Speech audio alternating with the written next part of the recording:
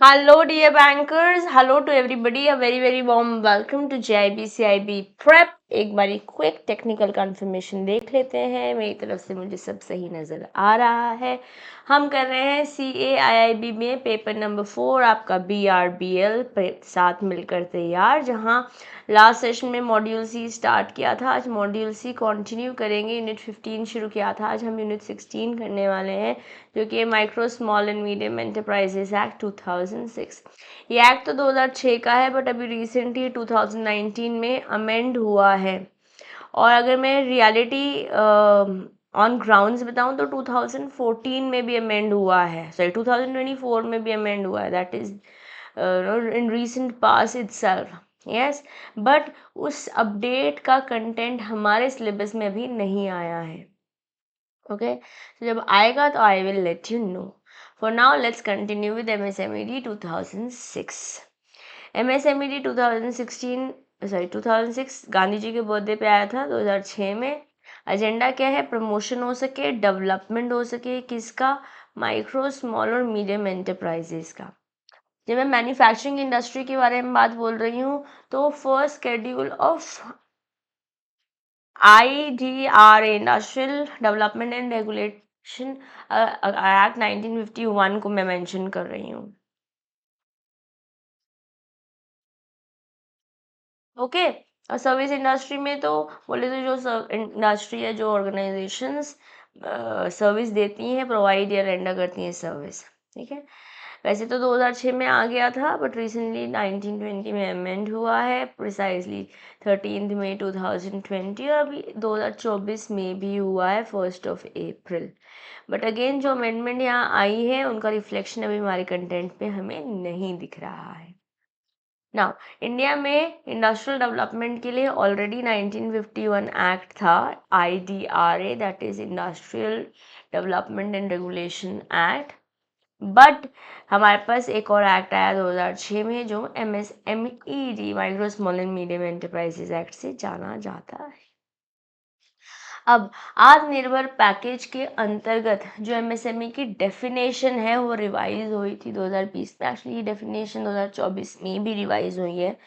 वहाँ पर जो सेग्रीगेशन है between micro small and medium enterprises जो है on the basis of investment, 2024 में जो रिवीजन हुआ है वो इसके बेसिस पे हटा दिया गया है। But since like I mentioned, ये अभी हमारे सिलेबस में रिफ्लेक्ट नहीं हो रहे हैं, तो we will continue to do this chart. Micro industry, अगर आप इन्वेस्टमेंट प्लांट एंड मशीनरी में जो आपने कर रखा है वो 1 करोड़ का है, 1 करोड़ तक का है।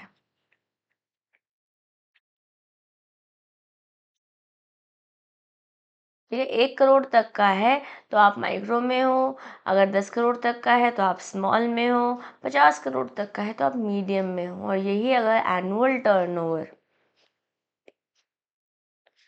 5 करोड़ हो जाता है तो आप माइक्रो में हो, 50 करोड़ हो जाता है तो स्मॉल में हो, और 250 करोड़ हो जाता है तो मीडियम में हो। कहने का मतलब क्या है? हम बोल रहे हैं 1, 10, 50, 5, 50, 250, ये इंटू 5 है। 1, 10, 50 हमें याद करना है। Investment and annual turnover. Yes, ये है micro small and medium enterprise. यहाँ से बहुत बार क्वेश्चन पूछा गया है आपसे। ठीक है, और मैंने आपको तरीका भी याद करा दिया है कि 1, 10, 50 आपको याद करना है।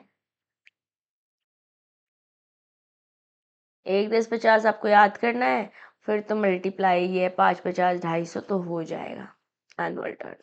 This is just for us to remember.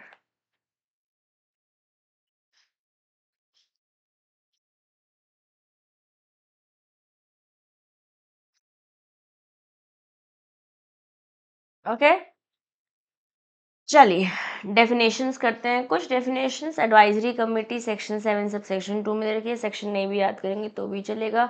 जो कमेटी सेंट्रल गवर्नमेंट के अंडर बनी है MSMED में, वो एडवाइजरी कमेटी है। यहाँ पे अपॉइंटेड डे क्या होता है? The following day 15 days from the acceptance of goods और services by the buyer and marking the deemed accepted date. Ma'am समझ नहीं आया, इसे समझेंगे। जैसे फॉर एग्जांपल एक सप्लायर है, बोले तो माइक्रो स्मॉल या मीडियम एंटरप्राइजेस से ये एंटरप्रेन्योर बिलोंग करता है। उसने सामान बेचा इस बायर को, गुड्स बेचे, ठीक है, गुड्स का ट्रांजैक्शन हुआ, गुड्स डिलीवर हुई। जब गुड्स डिलीवर हुई तो या तो होगा कि बायर ने गुड्स को एक्सेप्ट कर लिया, तो जिस दिन एक्सेप्ट कर लिया उस डेट को हम बोल देते हैं डेट ऑफ एक्सेप्टेंस, ठीक है। या फिर अगर कोई ऑब्जेक्शन नहीं किया है बायर ने तो उसे हम बोल देंगे डीम्ड एक्सेप्टेंस, मान लिया एक्सेप्टेंस है। बट मान लेते हैं सप्लायर ने सामान पहुंचाया बायर को और बायर ने कुछ डिस्प्यूट कर दिया, उसने कहा कि भैया ये सामान ये डिफेक्ट है, इसे हटाओ एक्सेट्रा। तो जिस दिन से डिफेक्ट रिमूव कर दिया गया है, जिस दिन से डेट डिफेक्ट को रिमूव कर दिया गया है उस दिन को हम डेट ऑफ एक्सेप्टेंस मान लेंगे। मैम बट आप तो यहाँ पे अपॉइंटेड डे बोल रहे हो और यहाँ आप एक्सेप्टेंस बोल रहे हो।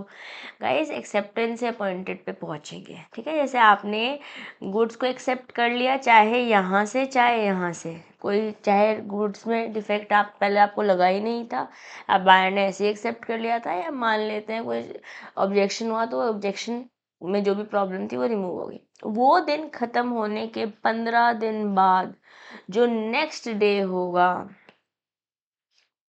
वो वो दिन खत्म होने के बाद जो नेक्स्ट डे होगा, ये ऐसे क्यों हो रहा है? Give me a moment, okay, let me check.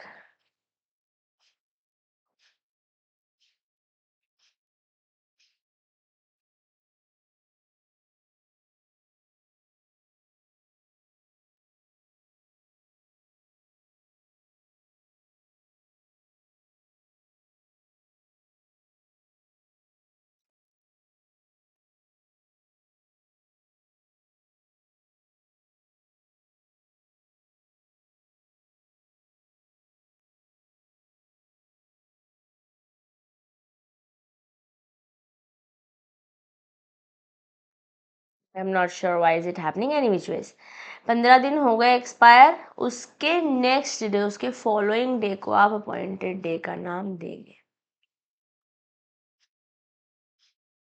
ठीक है। Are we clear? चलिए, बोर्ड क्या एग्जाम में पूछा गया आपसे, it's a previous year asked question, कि जब मैं micro small medium enterprises act के बारे में बोल रही हूँ तो यहाँ बोर्ड कौन है? यहाँ बोर्ड है national board of micro small and medium enterprises act. कौन से सेक्शन के अंडर बना है? सेक्शन 3 के अंडर बना है। तो ये हमें याद करना है क्योंकि इसी तरीके से आपसे पहले भी पूछा गया है। ओके, बायर कौन है? जिसने सामान खरीदा है इस माइक्रो स्मॉल या मीडियम एंटरप्राइजेस से, ठीक है, या कोई सर्विसेज लिए। अब बात करते हैं एंटरप्राइज। एंटरप्राइज का रियल या रेफरेंस बोलूँ तो वो होती है कोई इंडस्ट्रियल अंडरटेकिंग या कोई बिजनेस कंसर्न या कोई इस्टेब्लिशमेंट जो किस में एंगेज्ड है, जो एंगेज है या तो मैन्युफैक्चरिंग में, जो कि first schedule of IRDA act बोल रखा है, या फिर जो रेंडर कर रही है या प्रोवाइड कर रही है सर्विसेज, तो आप एंटरप्राइज कहलाएंगे। गुड्स क्या है? हर तरीके की मूवेबल गुड्स आ जाती हैं, एक्सेप्ट एक्शनेबल क्लेम्स, मतलब कोई आपने कोई डेट क्लेम कर रखा है या कोई मनी, जैसे आपने सेल्स ऑफ गुड्स एक्ट हम सोगा पढ़ कर आए हैं, ऐसी गुड्स की डेफिनेशन हमने MSME में सोगा पढ़ी थी, वैसे ही हम MSME में भी पढ़ रहे हैं, ऑलरेडी स्टडीड इन सोगा, पढ़ा है ना हमने सेल्स ऑफ गुड्स एक्ट 1930। तो आई होप आपको ये याद होगा, ठीक ना। नेशनल बैंक कौन है? यहाँ से भी एग्जाम में प्रीवियस ईयर में क्वेश्चन पूछा गया है। National bank is NABARD, that is national bank for agriculture and development, and this again is important.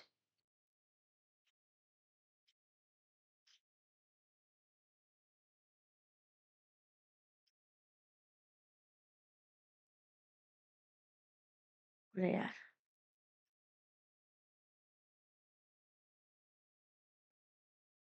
अरे आई am not sure why is it happening, ये कॉन्टिन्यूस चेंज हो जा रहा है। अच्छा, यहाँ से लिया है इसलिए इम्पॉर्टेंट। ओके। और किसके अंदर बनना है? नाबार्ड। नाबार्ड बना है national bank of agriculture and development act 1981। चलिए नोटिफिकेशन बोले तो जो भी ऑफिशियल पब्लिकेशन आया है ऑफिशियल गैजेट के अंदर वही है आपका नोटिफिकेशन। सप्लायर कौन है? या तो माइक्रो या small enterprise that has filled a memorandum with authority, जो कि सेक्शन 8 सब सेक्शन 1 में बता रखा है। इसमें एनएसआईसी भी आ जा रहा है, बोले तो नेशनल स्मॉल इंडस्ट्रीज कॉरपोरेशन, जो कि एक कंपनी रजिस्टर्ड है 1956 में, या फिर एक ऐसी कंपनी जो स्टेट या union territory small industries development corporation में बन रखी है अंडर कंपनीज एक्ट। तो क्या बोल रहे हैं? SIDC, चाहे वो स्टेट लेवल पे हो चाहे यूनियन टेरिटरी लेवल पे हो, SIDC। जैसे हमने यहाँ पर NSIC बोला है, ठीक है। एनी कंपनी या फिर कॉर्पोरेशन, कोऑपरेटिव सोसाइटी या कोई ट्रस्ट या कोई बॉडी जो कि रजिस्टर्ड है कि हमारे लॉ के अंडर है, ठीक है, तो गुड्स या सर्विसेज बना रही है एज अ स्मॉल और मीडियम एंटरप्राइज और सर्विसेज ऑफर कर रही है। स्मॉल इंडस्ट्रीज कौन सी है? SIDB। स्मॉल इंडस्ट्रीज बैंक कौन है? SIDBI, that is small industries development bank of India. ये 1981, जैसे कि वो 1981 में बना हुआ है नाबार्ड, है ना, वैसे ही 1989 में बना हुआ है सिडबी, ठीक है, सेम ईयर है, वो शुरुआत है एंड 90 पहुंचने से पहले। अब रेगुलेशंस की अगर मैं समरी बोलूं तो MSMED एक्ट में 6 चैप्टर्स हैं जो वेरी वेरी वेरी इंपॉर्टेंट है, ठीक है। 6 चैप्टर्स कौन कौन से हैं? ये रहे आपके 6 चैप्टर्स। फर्स्ट चैप्टर बात करता है प्रीलिमिनरी एस्पेक्ट के बारे में, जैसे एक्ट का नाम है MSMED एक्ट, कौन सी डेट को आया? 2 अक्टूबर 2006 को आया। इस तरह की बातें यहाँ पर लिखी हुई है। चैप्टर 2 में setting of national board of MSME, that is national board कौन सा है बताएंगे दोस्तों? What is which is national board? National board of micro small and medium enterprises act. अगर बोर्ड बोलते हैं तो national board of micro small and medium enterprises act का सेटिंग अप चैप्टर 2 में बता रखा है। चैप्टर 3 में क्लासिफिकेशन बता रखा है, 1 10 50, 5 50 250। ये इन्वेस्टमेंट है, ये टर्नओवर है, ठीक है। तो एक बार तीनों चैप्टर्स को देखते हैं, फिर नेक्स्ट 3 पर चलेंगे। प्रीलिमिनरी एस्पेक्ट के बारे में बात करता है ये चैप्टर। एक्ट का नाम क्या है, कब है कमेंड हुआ, अलग अलग डेफिनेशन, जैसे डे ऑफ एक्सेप्टेंस हमने बोला 15 दिन from the date of acceptance, day of deemed acceptance, appointed day etcetera, ठीक है। चैप्टर 2 बात कर रहा है national board of micro small and medium enterprises act का सेटिंग अप, जैसे इसका हेड ऑफिस जो है वो दिल्ली में है, यहाँ से आपसे क्वेश्चन पूछा जा सकता है, ठीक है। कितने मिनिस्टर है? इसमें एक मिनिस्टर है एंड डिप्यूटी मिनिस्टर है सेंटर पे। 6 में सेंटर बोले तो क्या बोलते हैं, सेंट्रल लेवल पर, है ना, यूनियन लेवल पर। देन यहाँ पर 6 मिनिस्टर्स हैं स्टेट गवर्नमेंट के, 5 मेंबर्स हैं पार्लियामेंट के, एक एडमिनिस्ट्रेटर है यूनियन टेरिटरी का, सेक्रेटरी है ऑफ इंडियन गवर्नमेंट, रिप्रेजेंटेटिव्स होंगे इंडस्ट्री के, फाइनेंस के, फूड प्रोसेसिंग के, लेबर और प्लानिंग के भी। तो मैं कर रही हूँ जो चीज़ें इंपॉर्टेंट हैं उन्हें मार्क, ताकि आपको पता चले जब आप रिवाइज कर रहे होंगे।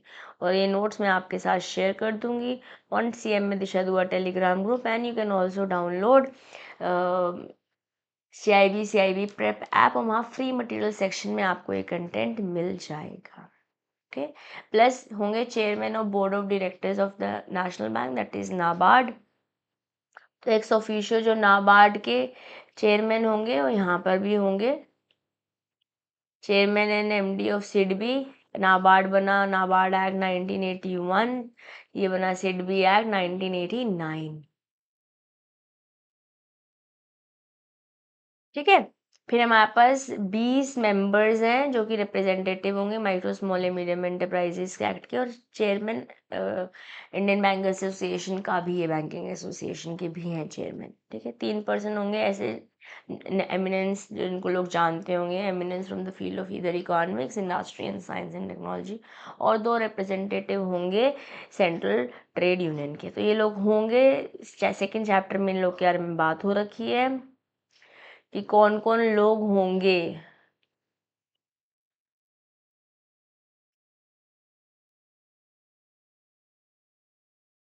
कौन कौन लोग होंगे इस बोर्ड के अंदर? Okay, national board of micro small and medium enterprises act important है। चैप्टर 2 है। चैप्टर 3 में कैटेगराइजेशन क्लासिफिकेशन बोल रखा है। Micro small medium enterprises act का साइजेस डिफाइन कर रखे हैं।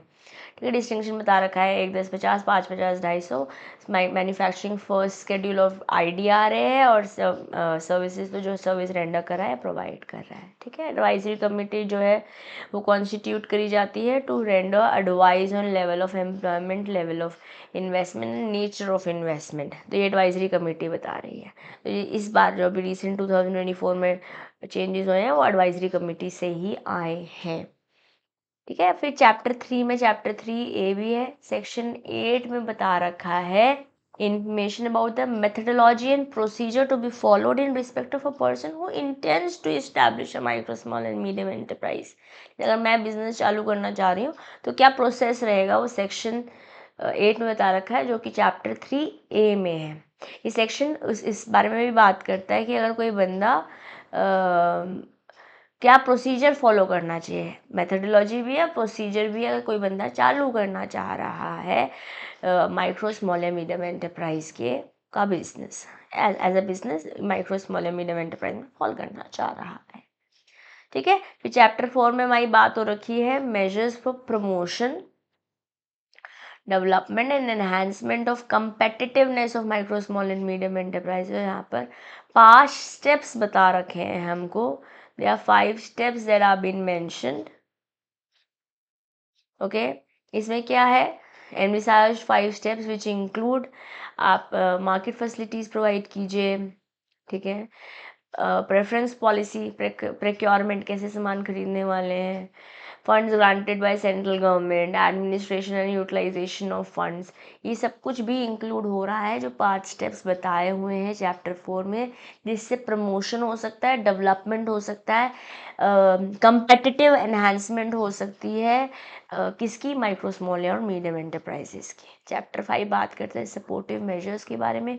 जैसे मान लेते हैं कि अपॉइंटेड डे तक पेमेंट आनी चाहिए, है ना, मतलब जिस दिन सामान एक्सेप्ट हुआ या डीम्ड एक्सेप्टेंस हुआ या फिर रिमूवल हो गया, अगर ऑब्जेक्शन हुआ था जो डिफेक्ट है तो उस दिन सामान एक्सेप्ट हो गया, उसके 15 दिन बाद का फॉलोइंग डे तक अगर पेमेंट नहीं आई है, या maximum 45 days from the delivery of goods and services, maximum 45 हो सकता है, अगर तब तक पेमेंट नहीं हुई है तो ये डिलेड पेमेंट में आ जाएगा। और डिलेड पेमेंट में को बचाने के लिए, प्रिवेंट करने के लिए बातचीत चैप्टर 5 में कर रखी है।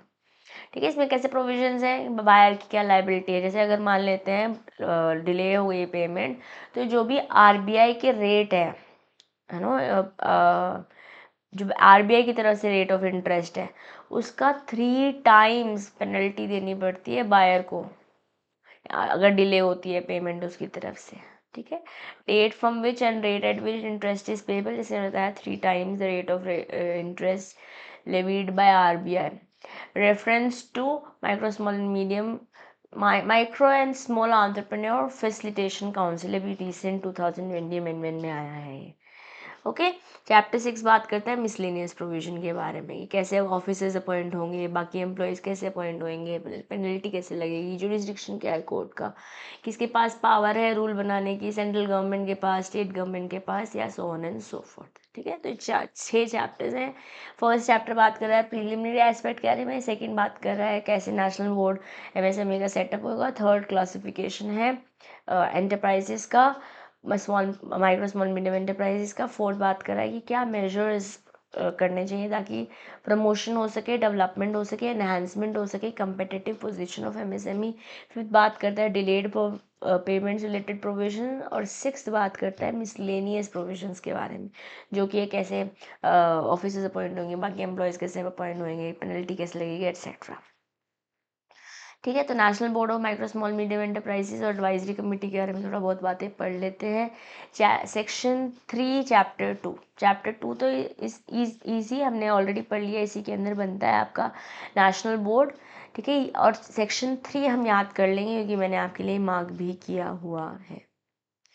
ठीक है, एजेंडा क्या है, इस बोर्ड का ओवरसी कर सके, सपोर्ट कर सके माइक्रो स्मॉल मीडियम एंटरप्राइजेस को, और कैसे बना है ये बोर्ड? ये बना है by notification from central government. कि उसका हेड ऑफिस कहाँ होने वाला है? दिल्ली में। अपने पीछे अभी चैप्टर 2 जब पढ़ रहे थे हमने देखा। ढांचा क्या रहता है? टोटल 47 मेंबर्स रहते हैं।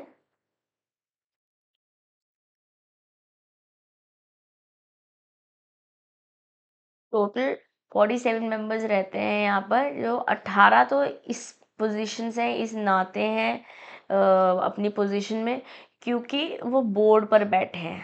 अगर वो बोर्ड में नहीं है तो इन 18 को हटा देंगे। मान लेते हैं मैं रिटायर हूँ, मैं बोर्ड में थी, अब रिटायर हो, तो ऑफकोर्स मैं इस बोर्ड की मेंबर नहीं हूँ, तो 18 तो एक्स ऑफिशियो है। Okay, then there are representatives from Association of Micro, Small and Medium Enterprises, Women Entrepreneurs, central ministry and state representative और ट्रेड यूनियन के भी रिप्रेजेंटेटिव्स होंगे इस पूरे बोर्ड के अंदर। ओके, सेंट्रल गवर्नमेंट ने इस्टेब्लिश किया है national board for micro small medium enterprises. Agenda क्या है, मतलब फंक्शंस क्या परफॉर्म करता है माइक्रो स्मॉल मीडियम एंटरप्राइज का ये बोर्ड? एग्जामिन करता है फैक्टर्स जो कि अफेक्ट कर रहे हैं development of micro small medium enterprises. Review करता है वो पॉलिसीज जो सेंट्रल गवर्नमेंट ने बनाई है ना, सेंट्रल गवर्नमेंट ने बनाई है, और उनके बारे में रिकमेंडेशन भी देता है और एडवाइस करता है सेंट्रल गवर्नमेंट को कि ये फंड्स कैसे यूज़ करने हैं। यहाँ से प्रीवियस ईयर में क्वेश्चन पूछा गया है, तो आपके लिए इम्पॉर्टेंट है, बिल्कुल भी इसको छोड़ना नहीं है। Am I clear? चलिए, एडवाइजरी कमेटी के बारे में हमने बातचीत करी है चैप्टर 3 में, है ना। तो section 7 sub section 2 micro small medium enterprises का प्रोवाइड करता है कि कैसे एडवाइजरी कमेटी बनने वाली है।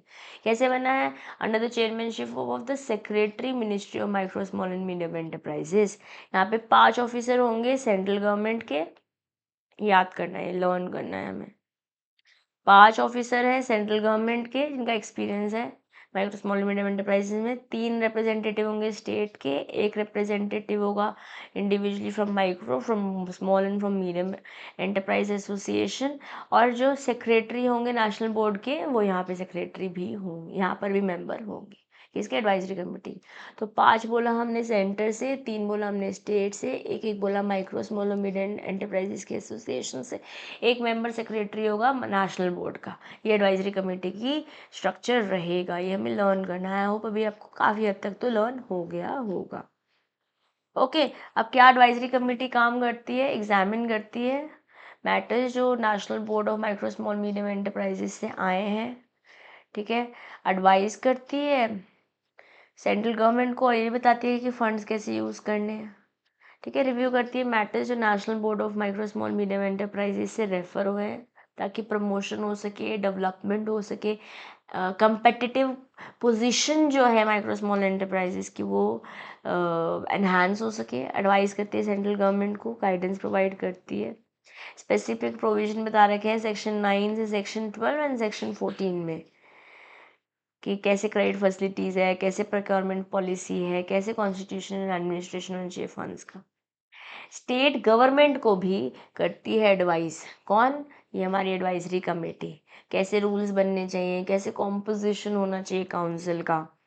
रेकमेंड करती है कैसे क्लासिफिकेशन होना चाहिए, जैसे मैंने बताया माइक्रो स्मॉल मीडियम एंटरप्राइजेस 2024 में रिवाइज हुआ है इन्वेस्टमेंट की बेसिस पर। उसके किसकी रिकमेंडेशन किससे आता है? इस एडवाइजरी कमेटी से ही आता है, और अलाइन होते हैं बेसिकली इंटरनेशनल स्टैंडर्ड्स के साथ, ताकि आपकी competitive position not only in India, क्योंकि आत्मनिर्भर भारत के अंतर्गत बना है, बट अक्रॉस द ग्लोब, ठीक है। अब मेमोरेंडम क्या है micro small and medium enterprises का? Memorandum of micro small and medium enterprises section 8 में बोल रखा है। मैं ये सेक्शन आपको चाहूँगी कि आप इस पे थोड़ा तवज्जो दें। फिर फाइलिंग रिक्वायरमेंट क्या है, मेमोरेंडम कैसे फाइल करना है। अगर कोई बंदा चाहता है कि वो अपना माइक्रो स्मॉल या मीडियम एंटरप्राइजेस में बिजनेस चालू करे, तो उसको एक मेमोरेंडम स्पेसिफाइड अथॉरिटी के पास फिल करना पड़ता है। फाइलिंग क्या है? फाइलिंग ऑप्शनल है, ओनर की डिस्क्रिप्शन है, मन करता है तो भेजे जाए। मीडियम एंटर ये डिस्क्रिप्शन किस पे? माइक्रो और स्मॉल एंटरप्राइजेस के लिए ऑप्शनल है। बट अगर आप मीडियम एंटरप्राइज से हैं और सर्विस में है तो यहाँ पे भी ऑप्शनल है, कोई टेंशन नहीं है। अगर आप सर्विस में। बट यही अगर आप मैन्युफैक्चरिंग में आ जाते हैं तो फाइलिंग जो है वो मैंडेटरी हो जाती है आपके लिए। अगर आप गुड्स ऐसी बना रहे हो जो कि फर्स्ट शेड्यूल में मेंशन करेंगे, मैन्युफैक्चरिंग में तो हमने बोल रखा है IDRA में जो फर्स्ट शेड्यूल में मेंशन कर रखा है, वो मीडियम एंटरप्राइजेज में उनके लिए ये मेमोरेंडम फिल करना कंपलसरी है। तो बोल रहे हैं माइक्रो और स्मॉल के लिए कंपलसरी नहीं है, मीडियम में भी अगर आप सर्विस में है तो भी आपके लिए कंपलसरी नहीं है, बट अगर आप मैन्युफैक्चरिंग में है तो यहाँ मैंडेटरी है अगर आप ऐसा कोई सामान बना रहे हो जो IDRA में बता रखा है। ठीक है। अथॉरिटी डेजिग्नेशन क्या है? स्टेट गवर्नमेंट स्पेसिफाई करते हैं authority for micro small medium enterprises. Procedure क्या है? जो डेजिग्नेटेड अथॉरिटी है, उन जो ये डेजिग्नेटेड अथॉरिटी है जिसके पास आप ये मेमोरेंडम सबमिट करेंगे, बेसिकली उन्हें सारे प्रोसीजर जो कि सेंट्रल गवर्नमेंट से नोटिफाई होके आए हैं वो फॉलो करने हैं। बस सेक्शन 8 में इसके बारे में बात होती है, सब सेक्शन में याद नहीं करने। ठीक है। डिलेड पेमेंट, जैसे कि मैंने आपको बताया, चैप्टर 5 पर्टिकुलरली इसी के बारे में बात करता है और मुझे लगता है यहाँ से इस बार एग्जाम में क्वेश्चन पूछा जाने वाला है, तो मैं इसे भी कर देती हूँ mark, this is important. Okay. Buyer की लायबिलिटी क्या है? बायर को पेमेंट करनी है माइक्रो स्मॉल या मीडियम एंटरप्राइज का जो भी सप्लायर है, या तो अग्रीड डेट पे, और अगर अनस्पेसिफाइड है तो अपॉइंटेड डे पे। बट ये मैक्सिमम जो हो सकता है 45 डेज हो सकता है, अग्रीड डेट या फिर अपॉइंटेड है, whatever, but it can not be more than 45 days from the date of acceptance और डीम्ड एक्सेप्टेंस। ये पूरा पूछी बात मैं आपको पढ़ा कर आई। इंटरेस्ट क्या है? कंपाउंड इंटरेस्ट लगेगा, कितना? 3 टाइम्स द बैंक रेट जो कि RBI ने सेट कर रखा है। तो लेट्स से RBI ने सेट कर रखा है 4%, तो 12% का इंटरेस्ट देना पड़ेगा, वो भी कंपाउंड इंटरेस्ट इस बायर को। ओके। ये सबसे इम्पॉर्टेंट बात है, यहाँ से बहुत हाई पॉसिबिलिटी एग्जाम में क्वेश्चन पूछे जाने की। ये provisions micro small medium enterprises को प्रोटेक्ट करते हैं कि डिलेड पेमेंट ना हो, क्योंकि अगर डिलेड होगी तो बिजनेस कैसे चलाएंगे यार।